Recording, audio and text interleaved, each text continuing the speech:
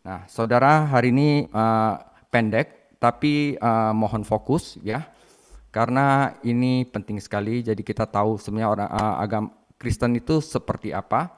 Jadi saya beri judul fitnah terhadap umat di Smyrna. Ya, jadi, di Smyrna ini ada penganiayaan, ada fitnah, dan juga apa namanya diskriminasi. Oke?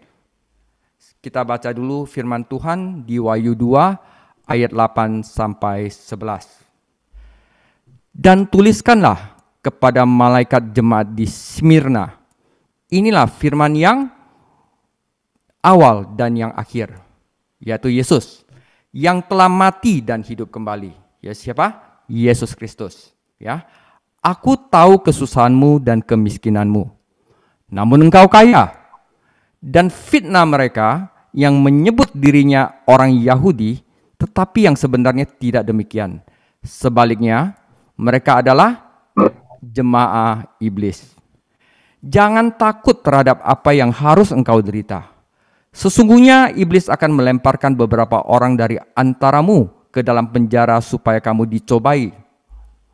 Ya, dicobai. Dan kamu akan beroleh kesusahan selama 10 hari.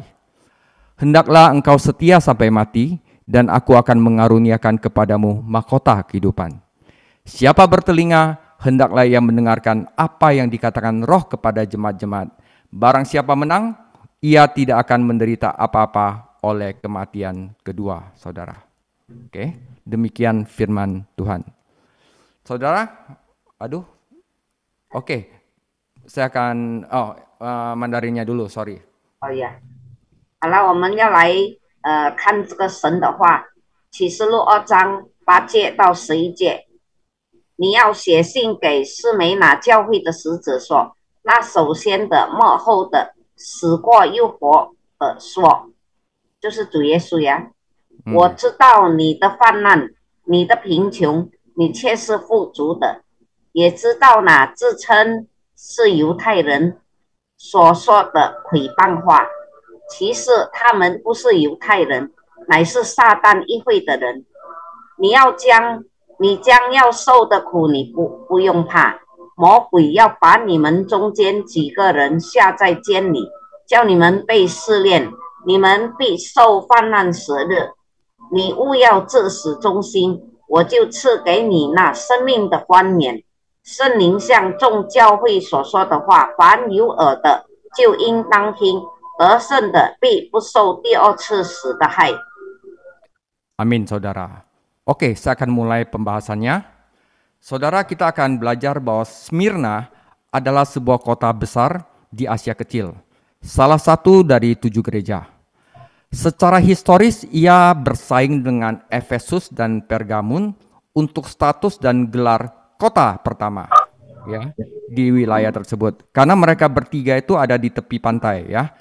Nama Smyrna itu diterjemahkan sebagai Myrrh, ya, atau mur. Pada zaman kuno, aroma mahal ini juga merupakan ekspor utama kota ini. Jadi ini gambar mur, ya, mur.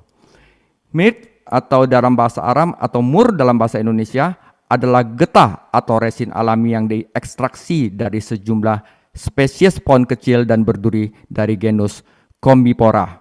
Resin mur telah digunakan sepanjang sejarah zaman dahulu sebagai parfum, dupa, dan obat-obatan. Jadi nama Smyrna ini dari kata mur, ya, myrrh bahasa Inggrisnya.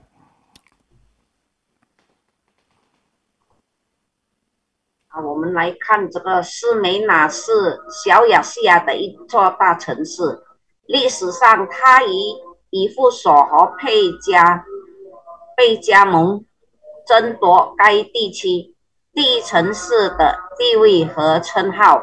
斯梅拿就是斯米尔纳这个名字被翻译为没药，在古代这种昂贵的香气也是这座城市的主要出口产品。没药来自阿拉米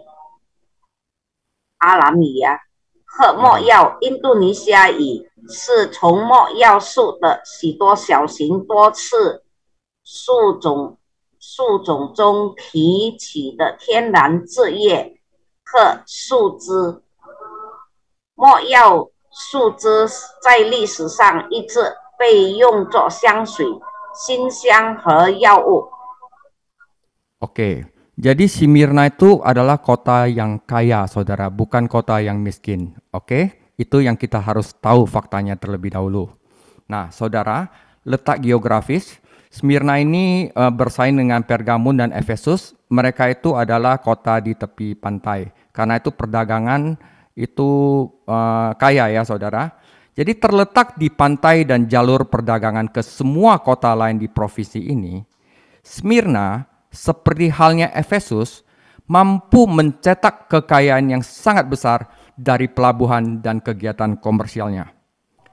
Nah, kota Smyrna ini sudah dihuni jauh kuno. Sebuah koloni Yunani di Ionia, wilayah pesisir tengah Anatolia Barat. Jadi kota ini sudah ada sejak 1000 sebelum Masehi. Pada abad ke-6, Smyrna dijajah dan sebagian besar dianiaya. Kota ini jadi hancur, saudara ya. Namun, Alexander Agung pada abad ketiga dan penerusnya membangun kembali kota itu, yang memungkinkan kota itu menjadi terkenal di masa Romawi dan menjadi kebangkitan histeris Smyrna. Jadi ini pernah kota yang besar, jatuh runtuh karena penganiayaan, tapi bangkit lagi. Ya kan? Karena itu Tuhan Yesus dalam firman-Nya juga tulis yang telah mati dan bangkit kembali. Jadi penduduk Smyrna itu, oh ya ternyata begini ya. Nah, saat ini Smyrna masih merupakan kota yang dihuni, sekarang disebut Izmir, terletak di Turki modern. 我们来看这个士美拿的地区，它实在是一个很富裕的地区啊。士美拿位于沿海地区，位于通往该省所有其他城市的贸易路线上。与以弗所一样，士美拿能够从其港口和商业活动中赚取巨额财富。士美拿很久以前就有人居住。埃尔尼亚就是安纳托利亚西部中部沿海地区的希腊殖民地，早在公元前1000年就已存在。公元前6世纪，士美拿被洗劫，并遭受大规模迫害。然而，由亚历山大大帝在公元前356到323年继其继承者重建了这座城市，让它在罗马时代名声大噪，成为历史上的士美拿复兴。今天士美拿仍然是一个有人居住的城市，现在称为伊斯密尔，位于现代的土耳其。 Oke, jadi jelas ya saudara. Nah, sekarang tetapi Tuhan Yesus berkata, kamu miskin tetapi aku bilang kamu kaya. Nah, dalam suratnya kepada Smyrna, Tuhan Yesus disebut orang yang telah mati dan hidup kembali. Nah, setelah mendengar kata-kata ini, penduduk Smyrna itu ingat dulu Smyrna juga pernah jatuh dan bangkit kembali. Nah, jadi setelah mendengar kata-kata ini, penduduk setempat mungkin secara alami membuat koneksi dengan sejarah kota mereka sendiri. Nah, hubungan ini mungkin membantu menggarisbawahi kata-kata Yesus yang mengikuti setelah itu. Saya tahu penganiayaan, kemiskinan, fitnah yang kamu alami. Ya, jadi Yesus meyakinkan komunitas gereja di Smyrna ini bahwa ia tahu bahwa mereka itu mengalami kesusahan, penganiayaan, kemiskinan. Mereka disebut miskin dan dapat berempati dengan penderitaan mereka di kota yang kaya itu. Mereka kesulitan keuangan, banyak masalah mungkin diskriminasi, ya. Nah, masalah lainnya oleh sebab iman dia kepada Yesus Kristus. Oleh karena itu Smyrna itu disebut the persecuted church.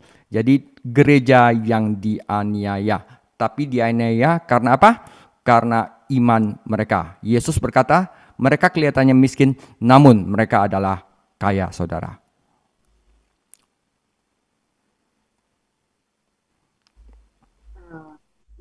这个士梅尔拿是被称为贫穷，但是主耶稣称为他是富足的。在给士梅拿的信中，主耶稣被称为死而复生的那一位。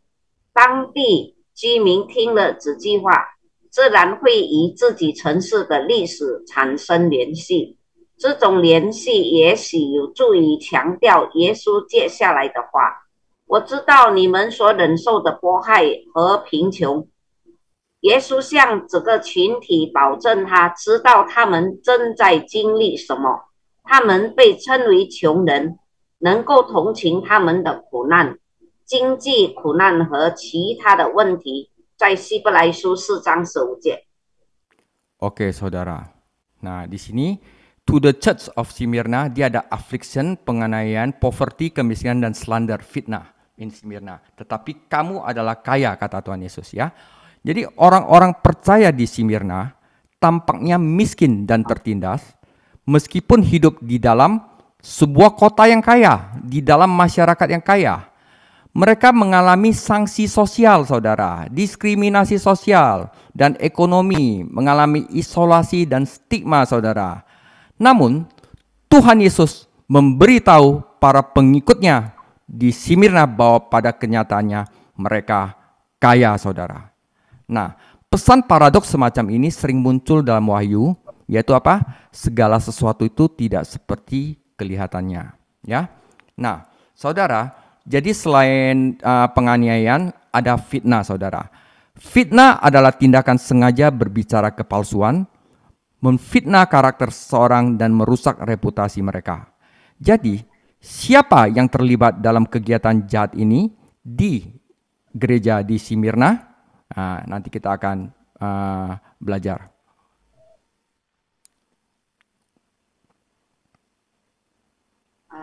我们看这个士梅拿教会，尽管生活在富裕的社会，但士梅拿的教会似乎仍然贫穷且受压迫。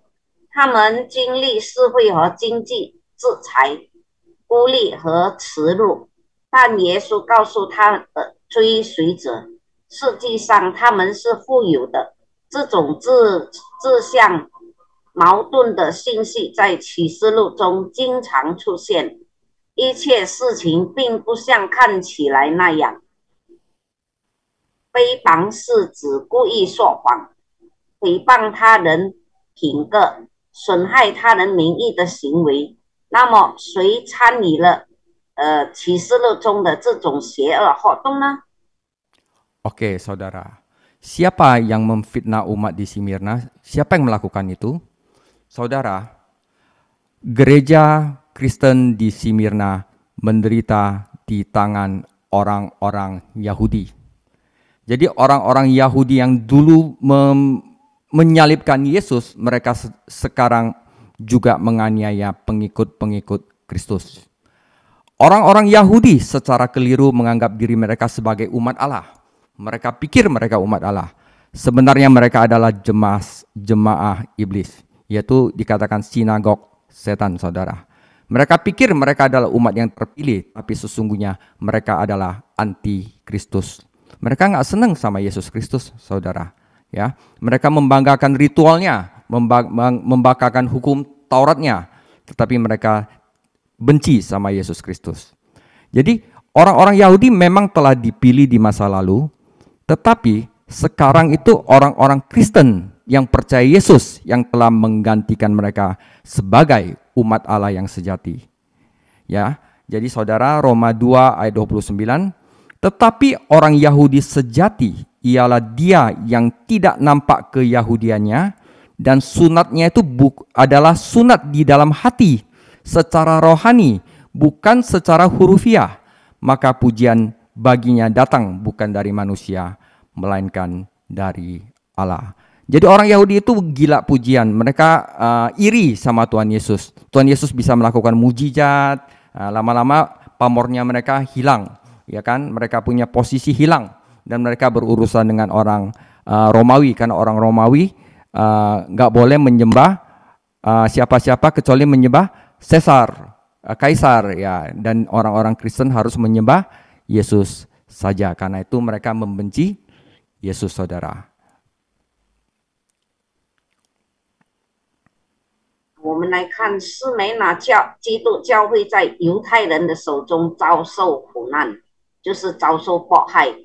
犹太人错误地认为自己是神的子民，事实上他们是撒旦的会堂。过去犹太人曾被拣选，但现在基督徒取代了他们，成为上帝的新子民。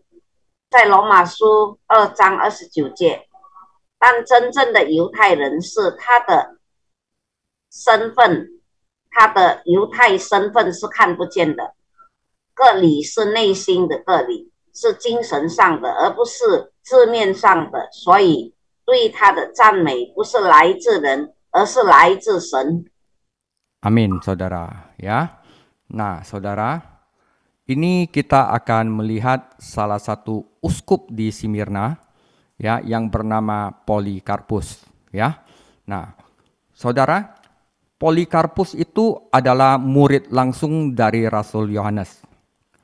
Jadi pada saat itu sebagai seorang lelaki tua, dia adalah uskup gereja di Smyrna di Asia Kecil. Penganiayaan terhadap orang-orang Kristen pecah di sana, dan orang-orang percaya menjadi makanan hidup-hidup dengan binatang buas di arena. Jadi pemerintah Romawi akhirnya mencari pemimpin mereka, Polikarpus. Maka pihak berwenang mengirim satu regu pencari untuk mencarinya. Mereka menyiksa 2 bocah budak untuk mengungkapkan di mana Polikarpus disembunyikan. Hari itu Jumat sore, Polikarpus sedang beristirahat di lantai atas di sebuah rumah di perdesaan. Mereka masuk seperti pagar betis, bersenjata lengkap seolah-olah mereka menangkap penjahat yang sangat berbahaya. Teman-teman Polikarpus ingin agar Polikarpus lari menyelinap keluar, tetapi Polikarpus menolak, mengatakan, kehendak Tuhan sudah terjadi. Okay. 我们来看这个波利嘎布斯是使徒约翰的私人门徒。作为一名老人，他是小亚细亚士美拿，现在土耳其教会的主教，那里爆发了对基督徒的迫害，信徒成为竞技场上野生动物的活饰。罗马政府最终找到了基督教领袖，就是波利卡普，因此当即派出一支搜查队寻找他。他们自谋了2名男奴，以揭露波利卡普的藏身之处。那是星期五下午，波利卡普正在一座乡间别墅的楼上休息。他们像一队人一样进来，全副武装，防护在抓捕危险的罪犯。波利卡普的朋友想让他溜出去，但他拒绝了，说上帝的旨意已经实现了。 Oke, saudara. Nah, orang-orang Kristen di Smyrna di sana mengajarkan bahwa orang-orang percaya itu tidak membuat diri mereka itu tersedia untuk mati konyol, saudara. Tetapi jika harus menjadi martir demi Yesus Kristus, juga tidak boleh menghindarinya karena tidak ada pilihan, ya. Karena merupakan sesuatu yang mulia untuk bisa mati bagi Yesus Kristus. Ya, kita semua orang pasti mati, tapi kalau mati bagi Yesus itu adalah spesial, saudara. Nah, bayangkan bagaimana rasanya bagi orang-orang Kristen di Smyrna ketika mereka menyaksikan pendeta mereka yang sudah tua, yang tersayang Polikarpus terbakar sampai mati di depan umum. Hanya karena ia seorang Kristen, hanya karena ia menyembah Yesus Kristus saja. Sebelum dibakar hidup-hidup, para prajurit memberi kesempatan kepada Polikarpus untuk menyangkal Yesus dan menyembah Kaisar. Tetapi respon Polikarpus yang sudah berusia 86 tahun adalah sebagai berikut. 86 tahun saya telah melayani dia, dan dia tidak melakukan kesalahan kepada saya. Bagaimana saya bisa menghujat Raja dan Juru Selamat saya? Akhirnya dibakar hidup-hidup, saudara. 我们来看这个波利卡普的寻道呀，那里的基督徒教导说，信徒不会让自己陷入可笑的寻难，但在别无选择的情况下，他们也不应该逃避它。想象一下，当斯梅拿的基督徒看到他们亲爱的老牧师波利卡普仅仅因为他是基督徒而在公共场合被烧死时，他们会是什么样子？在被活活烧死之前，士兵们给波利卡普否认耶稣并崇拜盖撒的机会，但86岁高龄的波利卡普的回应如下：我为他，就是耶稣，服务了86年，他并没有亏待我，我怎么能亵渎我的君王和救主呢？ Amin. Jadi iman orang-orang di Smyrna ini luar biasa, saudara. Ya, mereka bersedia dianiaya, bersedia miskin, dan bersedia difitnah oleh orang-orang Yahudi demi Yesus Kristus. Jadi saudara, kalau Yesus Kristus bukan Tuhan, bukan sesuatu yang berharga, nggak mungkin mereka mau melakukan itu, saudara. Ya, jadi ini akan menumbuhkan iman kita. Nah, saudara, beberapa laporan tentang kematian Polikarpus mengklaim bahwa siapa, saudara? Orang-orang Yahudi di Smyrna memainkan peran utama dalam menghasut pihak berwenang melawan Polikarpus. Sama seperti orang-orang Yahudi pada zaman Yesus Kristus menghasut Pilatus untuk menyalibkan Yesus. Dan akibatnya membantu pembunuhannya. Jadi kisah-kisah ini menggemakan gagasan Kristen tentang bagaimana orang Yahudi membunuh Kristus dan membantu menciptakan fitnah untuk merencanakan kematian Kristus. Jadi saudara, kita mungkin akan mengalami fitnah, pasti saudara ya, karena kita akan mengalami apa yang Kristus alami. Dengan demikian kita baru bisa mengenal dia. Nah, dalam hubungannya dengan kisah-kisah kemartiran Polikarpus atas dorongan orang Yahudi di Smyrna, sinagog setan mengaitkan orang-orang Yahudi dan sinagog dengan setanisme. Jadi orang-orang Yahudi di Smyrna dikatakan adalah jemaah iblis, ya. Namun sinagoga bukan terjemahan yang akurat, saudara, untuk konteks ini. Tapi di sini dikatakan benar-benar sinagog of Satan, jemaah iblis, saudara. Ya.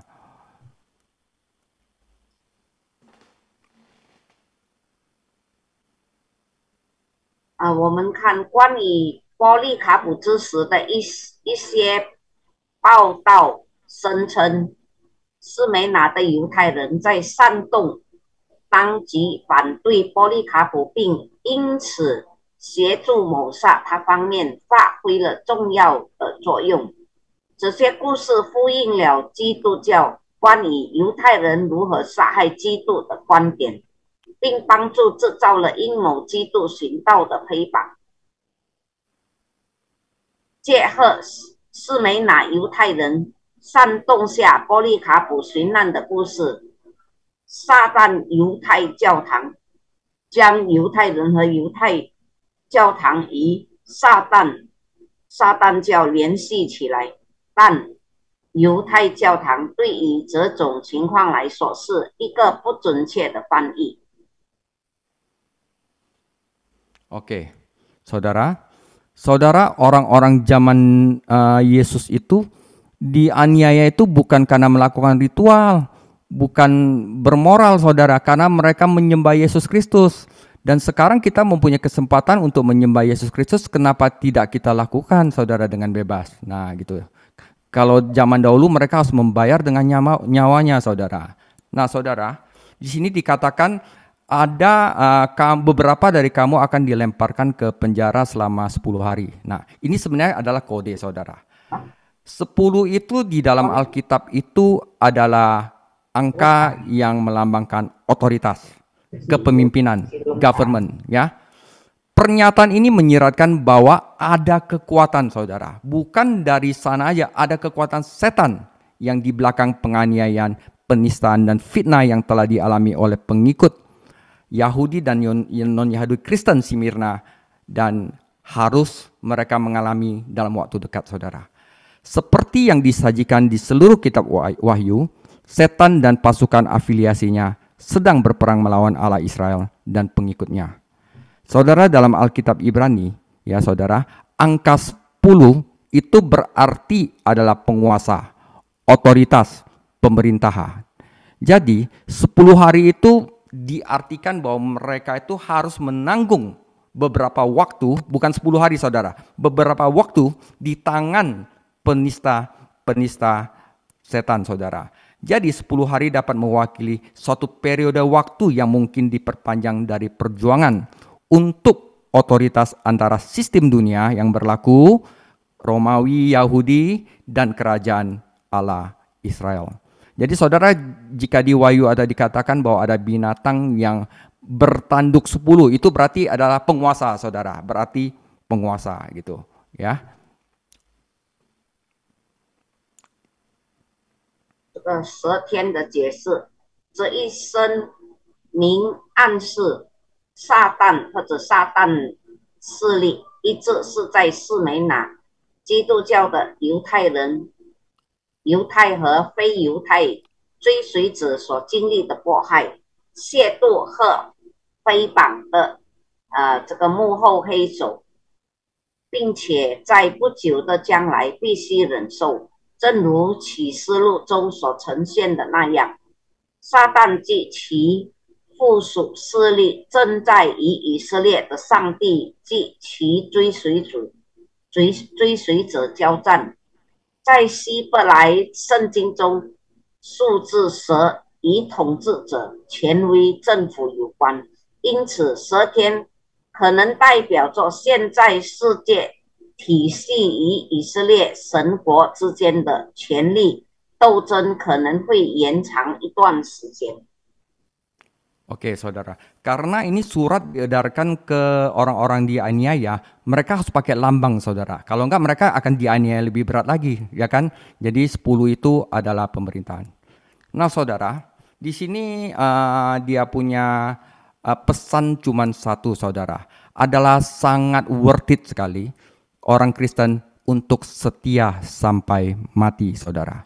Ya, sekali lagi dan sangat pas dalam konteks ini. Teks menyajikan efek yang tajam antara kesetiaan dan kenyataan.